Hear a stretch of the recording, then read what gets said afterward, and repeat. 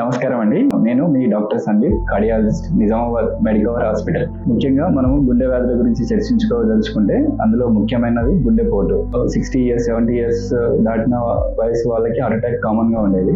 కానీ last 10 years నుంచి ముఖ్యంగా ఈ కోవిడ్ తర్వాత గుండె వ్యాధుల యొక్క వయసు చాలా తగ్గిపోయింది. అది పురుషులు కానీ స్త్రీలు కానీ గుండె వ్యాధులకు గురైన సంఖ్య చాలా చాలా పెరుగుతుంది. అది రోజు రోజుకి మనం చూస్తున్నాం. ముఖ్యంగా గుండె వ్యాధులు ఇటు వయసులో రావడానికి మేజర్ ఫ్యాక్టర్ స్ట్రెస్. ఆ స్ట్రెస్ అనేది ఫిజికల్ స్ట్రెస్ కావచ్చు, మెంటల్ స్ట్రెస్ కావచ్చు, ఫైనాన్షియల్ స్ట్రెస్ కావచ్చు.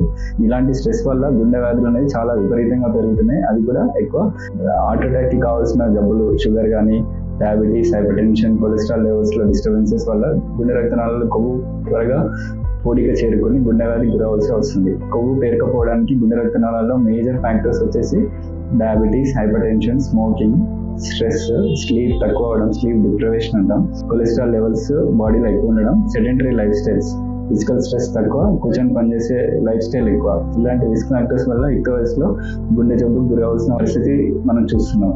సో ఇట్లాంటి గుండె వ్యాధులకు దూరంగా ఉండాలనుకుంటే దగ్గరలో ఉన్న గుండె వైద్యుడిని ప్రతి సంవత్సరానికి ఒకసారి గుండెకి సంబంధించిన టెస్టులు, ముఖ్యంగా ECG, 2D echocardiogram and treadmill test, ఇవి చేసుకుంటే మనము ఇలా టెస్ట్ చేసుకుంటూ మీ గుండెని పదిలంగా కాపాడుకుంటారని ఆశిస్తూ మీ గుండె డాక్టర్ సందీప్.